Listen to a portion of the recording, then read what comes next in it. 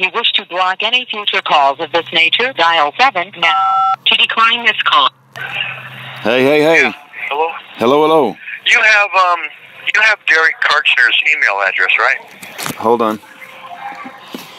I don't even remember who he is. I remember the name. Let me look him up real quick. He's my cousin. Oh, right. Yeah, I got his... yeah, I do have it. Yeah. Can you write this down real quick? I need you to email him this, and I'm going to keep trying to get somebody to make some money for us. I'll just mail him your voice. I mean, it won't go out to the public, but it'll just go to him. Well, I'm talking about I wanted you to send him some of this math stuff. Oh, okay. Yeah. I'll send him the math. I don't want to bury... All of them will just confuse him. I'll just read them off real quick. MS-16. Okay. AB.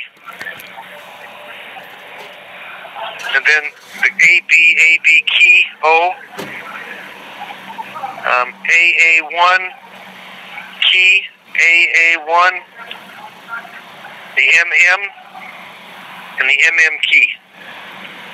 And on the MM, the regular MM, where it says opposite mirror, it's all in color.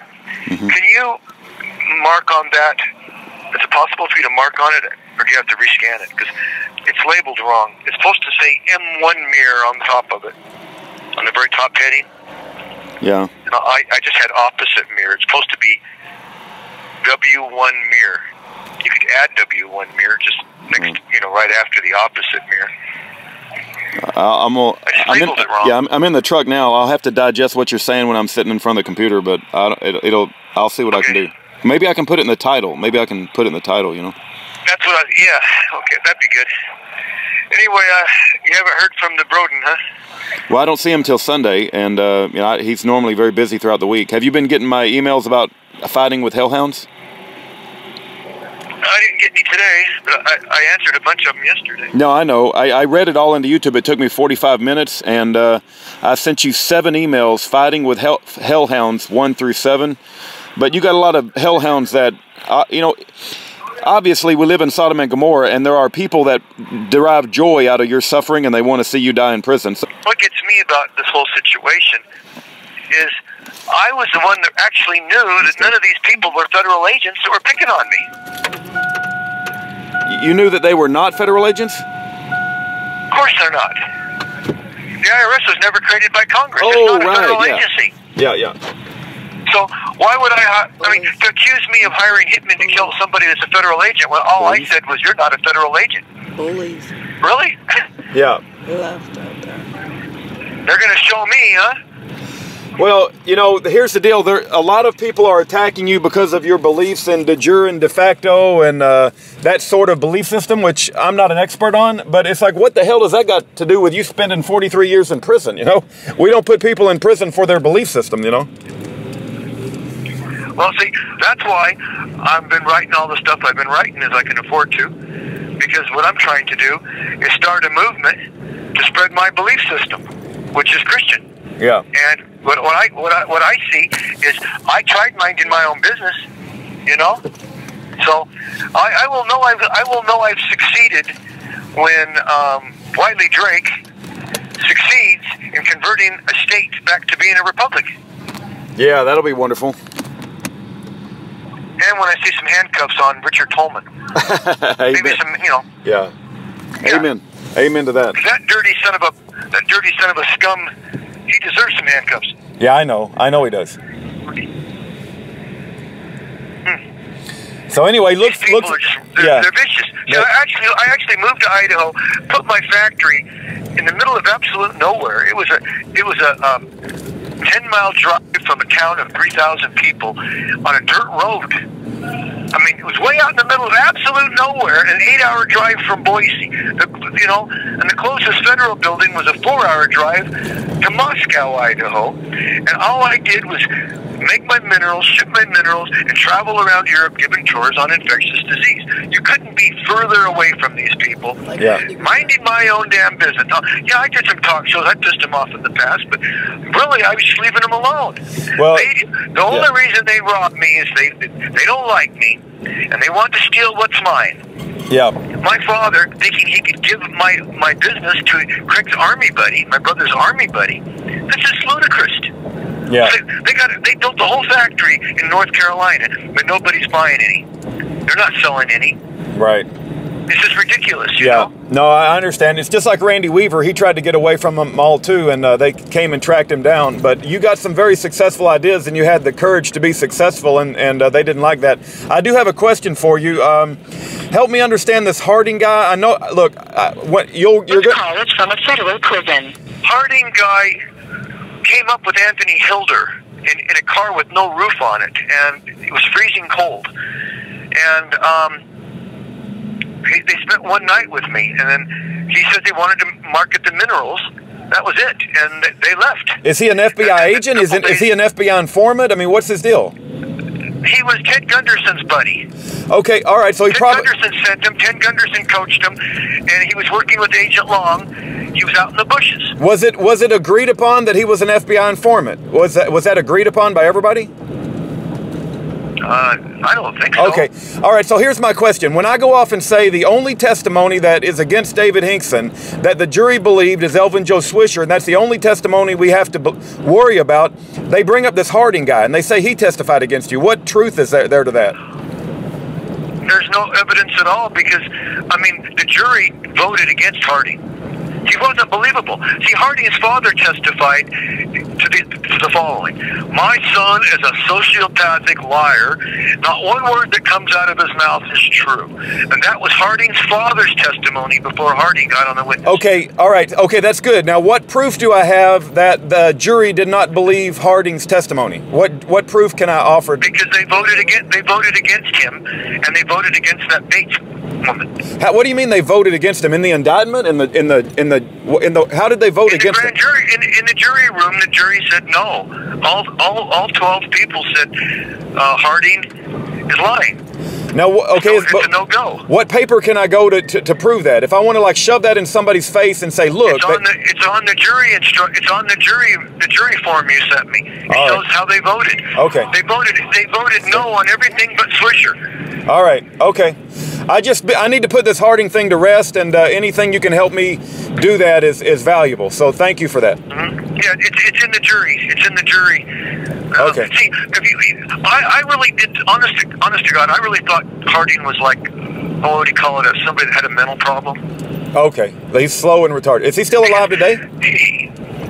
I'm sure he is. Yeah. I mean, that's just my opinion. Okay. He's one of these kind of guys that just kind of stupid. I mean, really, I'm not trying to, because when I met him, he had a foul mouth, he acted stupid. He wore combat boots. When he showed up to testify, he dressed like, he's wearing combat boots and Levi's or jeans with holes in the knees.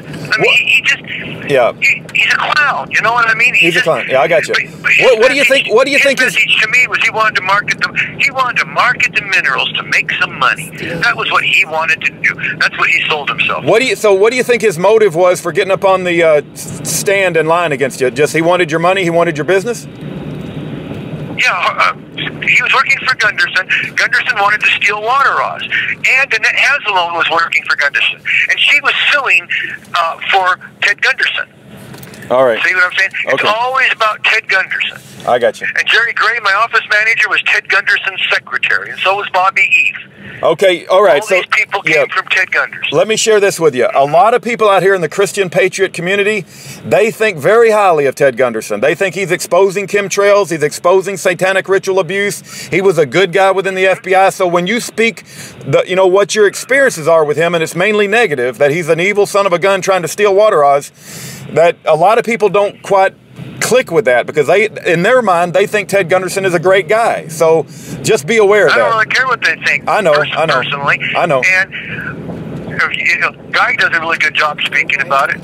But what you got to realize about old Ted Gunderson, his secretary's name was Olson. I told you about her a while back. And when I was in jail, and they called up my factory And Hoyt went and got an affidavit from Gunderson's current secretary. And she spilled the whole guts about Harding and Gunderson meeting with Judge Lodge, everything. So when I was on that talk show with Stu Webb, I told Stu Webb about the fact that Wesley Hoyt went down there and made a video, you know, an 8-track, you know, in his camcorder, like an affidavit video. And do you know, when I called Hoyt back to find out if we could have a copy of that, because Stu Webb wanted it, Hoyt said, "What video? What affidavit?" He denied it ever existed. Really? Okay. All right. That's interesting. I got another question for you. So, and guess what? Yeah, go ahead. Disappeared. They disappeared the day of my trial. They were living in my motorhome in an RV park. And they had all the evidence against Gunderson. And they disappeared the day of my trial. It disappeared. Okay? Yeah, they disappeared. Nobody knew where they went. Okay. We did find them. We did find them later. And guess where they turned up living? Where? You know, they were 6 months in my motorhome waiting for me to go on trial. With Don Harkins up at the Idaho Observer. All right. Who's they? Who's they? Wait, help. Huh? You said they ended up moving into Don Harkins with the Idaho Observer. Who are they? I'm talking about the Olson woman and her husband who were camped in my motorhome in the trailer park. They were my alibi witness, and Gunderson got to them through Hoyt, I believe. But This call is from a federal prison. Dad was giving them money and everything so they could live and you know, stay off the grid. The day of my trial, they disappeared.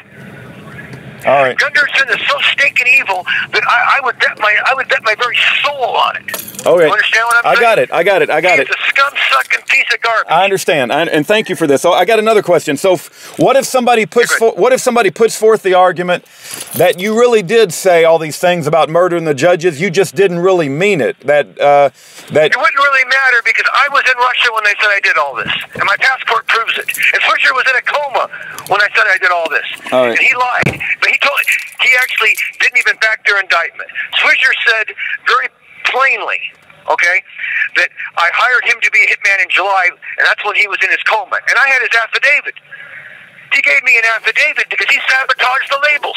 I saw him one time in December. I went to his house. First time I'd ever been there. He gave me an affidavit saying, "I'm not the rat. I didn't sabotage your labels. Chris John Patriot did it." Oh. Yeah, that was my guy that was working for me. Chris John Patriot, get it? It's a joke, see? Undercover name, Chris John Patriot. Yeah. Okay? Yeah. So, anyway, that's the only time I met with Swisher. I said, I called Swisher a rat. I said, "You're a rat and a liar." "Oh, no. Chris did it. So, give me an affidavit, Joe. Okay, so on January 2nd, I get an affidavit in the mail from Joe Swisher. It's notarized. We have it in my records. It's from Joe Swisher. It says, "I did not see David the whole year of 2002 because I was too sick." Wow. Okay? Was that introduced in trial? No. Hoyt lost it. We got it now. Okay. Wow. So now we turn around, you know, see, they've been playing games against me. So now we turn around with this Swisher guy, and he gets up on the witness stand. They supersede the indictment, and they change the murder for hire. Send those things to Chan, too, will you? All right. So, okay. Yeah, I got you. Those items, okay. Yes. So he gets up there, and they superseded the indictment and changed it to January, right? But Swisher testified July when he got up on the witness. So the indictment doesn't even match Swisher. I've never talked about hurting anybody in my life. I don't even want to step on a cockroach. But I'd sure the hell step on a federal cockroach right now because I'm pretty pissed off. Yeah, I understand how you feel, man. I understand. Well, check out for the emails, and we're praying for you. And yep. There's no evidence that I've ever made a threat against anybody. There is no evidence, no recording, no picture of me meeting with anybody. I was in Russia. All right, that's David Hinkson. I believe that he's America's most provably innocent political prisoner. And he's obviously very excited about proving his innocence. He's been in prison over 15 years. I pray you check out his webpage on yearofjubilee.com. Jubilee is spelled with one E, just like it's spelled in the King James Bible.